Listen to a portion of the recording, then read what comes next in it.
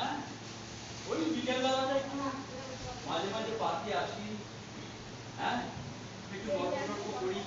আর তুই তো জানিস আমি তো চেনা অচেনা কিছুই ব্যাপার না আমার কাছে, যে কোনো লোকের সঙ্গে একটু কথা বলি এই আর।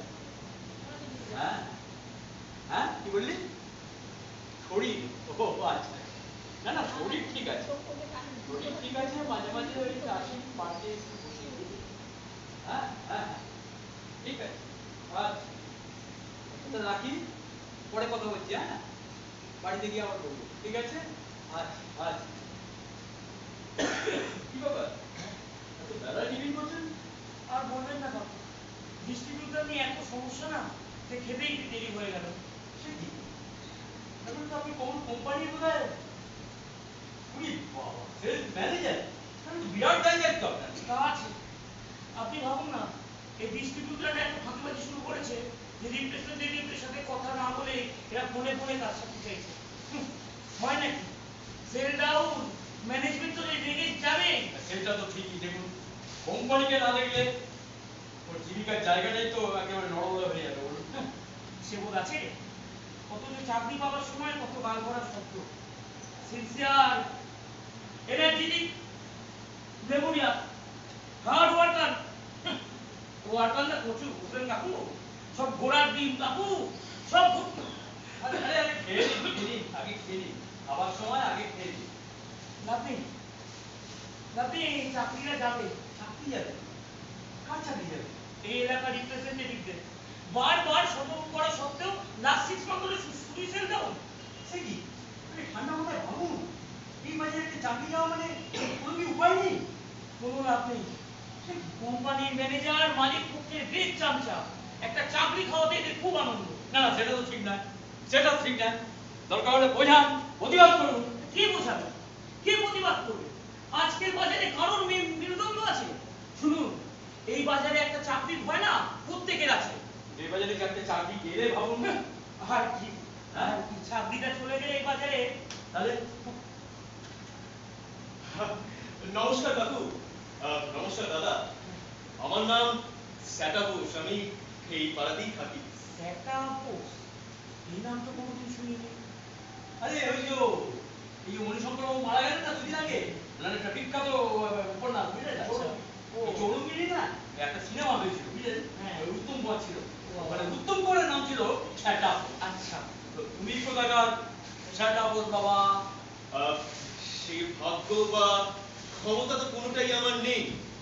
বলতে পারেন আমি অধম অধম কুমার। তা অধর কুমার কি সেল করতে শুধু সেটা বলো। এই মা, আমি আমি সেলসম্যান নই, আমি চাইতে এসেছি। তা কি চাই? চাকরি?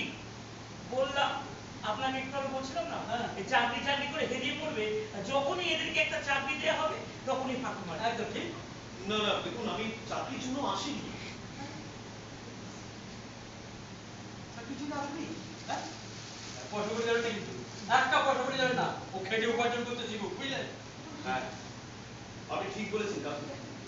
জীবনে সাহসিকতা, মনের জোর বা বুদ্ধি থাকলে না কারণ করুণা বা দয়ার দরকার পড়ে না। হ্যাঁ বলছি, আপনি দাদা, আপনি চটপট করে খেয়ে নিন। হ্যাঁ, খেয়ে আপনার হাতটা ধুয়ে, হ্যাঁ আপনার ওই যে আপনার এই ঘড়িটা, আপনার ওয়ালেটটা আর ওই আপনার ওই মোবাইলটা আমাকে দিয়ে দিন। না না, আর একদম টেনশন নেবেন না। দেখুন, আপনাকে আপনার কাগজপত্র, আপনার সিম কার্ড আমি সব ফেরত দেবো। মানে মানে মানে আপনি মানে তুমি সব কি বলছো? ওই যে বললাম অরুণ কুমার, নিন। এই বলছি, বাবালি না করে না দেখুন। এই তুমি কি চিন্তাই করতে যাচ্ছ নাকি? ও কাকা, কেন ফালতু মটকা গরম করে দিচ্ছে? এটা বলুন দেখি। তার মানে এটা বলো কি? এই কুত্তাগুলো তো বড্ড বাবালি করে। এই, সব ফালতু কথা কান না দিয়ে বের কর। কি রে চল, তোর কথা কানে যাচ্ছে না? আমি মানে अबे तो अच्छा बाबू है। কেমন চালাটা টানা করে? দে। দেবে না, দেবে না, দেবে না। ও কি করবে? পুলিশ চালাবে? চালাবে কি করে? পুলিশ চালাবে? দেবে না তো, আপনি ছাড়ুন না আমাকে,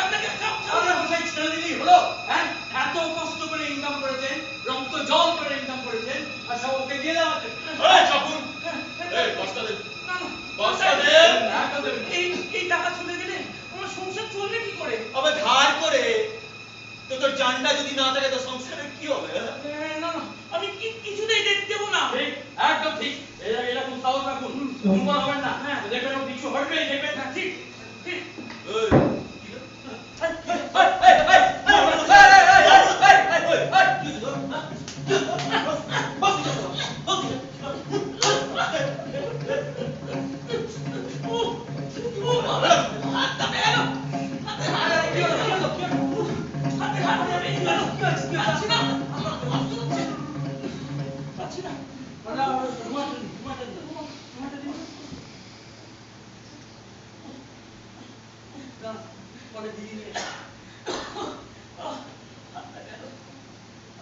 দেখি, দেখি, হাতটা দেখি। শুনুন, এই ডাক্তার শুনলে, চলুন ডাক্তার দেখে নিয়ে আসি। আপনার জন্য আমার হাতটা গেল। আরে, আপনি কি? আমার জন্য? হ্যাঁ পারলাম আমরা কিছু করতে, ও তো সবই দিয়ে চলে গেল। আরে মশাই, পারিনি, আজ পারিনি। তাহলে কাল পারবো না তা তো নয়। আরে মশাই আপনি একটু আজে বাজে কথা বন্ধ করুন তো। হাঁটছে আমার, কতদিন ঘুরতে হবে এখন কে জানে। ও, আপনাকে না সত্যি কথা ঠিক বুঝতে পারিনি, জানেন তো? কি দরকার ছিল বোঝা? হ্যাঁ চুপ থাকলে তাকে কেটে বলে তো কোনো সমস্যা হতো না। ও, সবকিছু একবারে বিনা বাধায়, বিনা প্রতিবাদে দিয়ে দিতেন। হ্যাঁ দিতাম, আমার হাতটা ঠিক থাকতো, একটু বেশি পরিশ্রম বেশি রোজগার করে দিতাম, টাকাটা উসুল হতো। ও, চলুন ডাক্তার দেওয়ার ব্যবস্থাটা করি। না আমাকে আর আপনাকে ডাক্তার দেখিয়ে কাজ নেই, আমার এই একটা হাত ঠিক আছে, আমি একাই করব। আচ্ছা, এই নাটকটা আপনারা যেরকম ভাবে দেখলেন, হ্যাঁ এটাকে এরকম ভাবে শেষ না করে আমরা যদি একটু আলাদা বা একটু অন্যরকম ভাবে শেষ করি তাহলে কেমন হয়? চলুন না হ্যাঁ একটা নতুন চেষ্টা করে দেখা যেতে তো পারি, তাই না? দেখি কেমন হয়, হ্যাঁ তাই তো? তোমরা রেডি? হ্যাঁ হ্যাঁ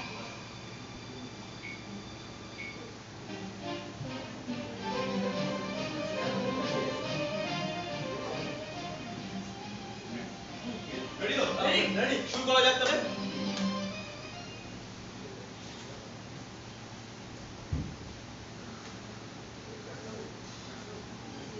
গুলো তো শালা বড্ড বাওয়ালি করে। এই, ছাড়ুন তো, এসব ফালতু কথা কান্না দিয়ে বের করুন। কি হয়েছে? তোর কথা কানে যাচ্ছে না? মানে আমি আমি আমি আমি আমি আমি কি? এ তো আচ্ছা পাগল। এই, কেউ না কেন দাঁড়া পড়ে? চল চল চল চল চল চল চল চল চল। এই! আল্লাহ, বন্ধু। এই, চল, চল। তোকে পুলিশে দেবো, চল, চল। তোমার বেরিয়েছিস, চল, চল, চল, চল, চল, চল, পুলিশে দেবো। আরে বাবা না, ভালো আছে, খেয়ে দেখেছি জানো? ভালো আছে, চেষ্টা করবি না, চল, চল। আমরা পাই বুঝতে আমরা পাই আমরা দয়া করে আমাদের পুলিশে দেবেন না। আমি কবে ছাড়া পাবো তার নেই। আমার মা বাবা নাম খেতে মারা যাবে। সেটা যখন জানো তুমি এই লাইনে কেন এসেছো? আমি আপনার বলছি, আমি আপনার বলছি, আমি এই কাজ আর করবো না। দেখেছেন কিরকম কেঁচো হয়ে যায় একটা হিংস্র বাঘ। আপনার পাই বুঝছি তখন এবারে কোথাও ছেড়ে দিই, আমরা পাই আচ্ছা একটা পরীক্ষা দিতে পারবে? আচ্ছা ওকে একটা সুযোগ দেবে, ভালো হতে চাইছি যখন। ওই তো বলছি, ওই জন্য পরীক্ষা দিতে পারবে। দেখুন, আমি মাকে লিখি বলছি, আমি মাকে লিখি বলছি, আমি নাটক দিচ্ছি, আমি মরে গেল এই লাইনে থাকবো। ঠিক তো? একটা পরীক্ষা দিতে পারবে? কি করতে হবে বলুন? ওই যে পুকুরটা দেখছো, ওই পুকুরটা ঠিক মাঝ বরাবরে এই বন্ধুকে ফেলতে পারবে?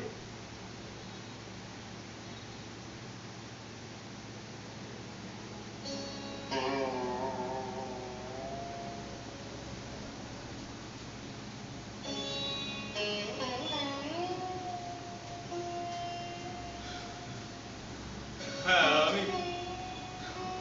আমি পারবো, আমি নিশ্চয়ই পারবো, আমাকে পারতেই হবে। একদম দেবেন না, দেখবেন ওইটা আপনি আবার আমাদের উপর ঝাঁপিয়ে পড়বে। একদম জানি, এই পিস্তলটাই ওকে এইসব বাজে কাজ করার সাহস যোগায়। এই পিস্তলটাই ওকেই বিসর্জন দিতে হবে। ঠিক বলেছেন না, একদম ঠিক বলেছেন।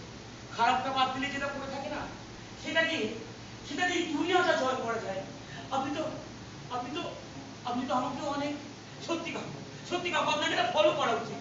তো ভাই তুমি চাকরি করবে আমাদের কোম্পানিতে? তুমি যদি করো আমি কিন্তু একটা চেষ্টা করে দেখতে পারি।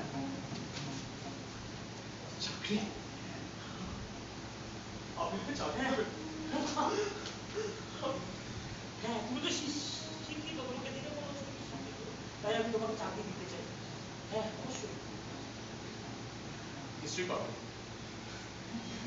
নিশ্চয়ই পাবো কাকু। বাহ, এই নাও, বন্দুকটা।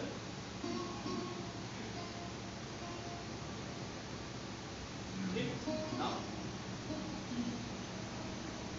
বিশ্বাস করে দিলাম।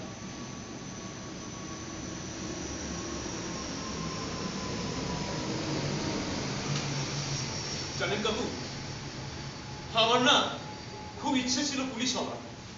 আমি কিন্তু বিভিন্ন জায়গায় পরীক্ষা দিয়েছি, কিন্তু ইন্টারভিউয়ের সময় ওরা আমাকে বললো টাকা লাগে, 12 লক্ষ টাকা। আমি আমি টাকা কোথা থেকে পাবো? কোথা থেকে পাবো কাকু? আমার বাবা তো অসুস্থ, আমার বাবার হার্টের অপারেশন হবে, আর সেই মুহূর্তে এতগুলো টাকা, 12 লক্ষ আমি কোথা থেকে পাবো কাকু? তখন তখন এক জায়গা থেকে এই পিস্তলটা আমি ফিরিয়ে পেলাম। ভেবেছিলাম এই পিস্তল দিয়ে চোর, ডাকাত, খুনি সব ধরব, কিন্তু না, এই পিস্তলটা দিয়ে আমি মানুষের কাছ থেকে সব ছিনিয়ে নেওয়ার চেষ্টা করলাম। এই পিস্তলটা দিয়ে আমি মানুষকে ভয় দেখাতে শুরু করলাম, কারণ এটাকে আমি মনে করি আমার হাতিয়ার। এই পিস্তলটাকে আমি দিনের পর দিন অনেক অন্যায় করেছি, অনেক পাপ করেছি। আর পাপ করো না, বুঝলে? আর পাপ করো না। দেখো, কোনো মানুষই না নিজে থেকে খারাপ হতে চায় না, বুঝলে? মানুষ খারাপ হয় তার পারিপার্শ্বিক পরিস্থিতির চাপে পড়ে।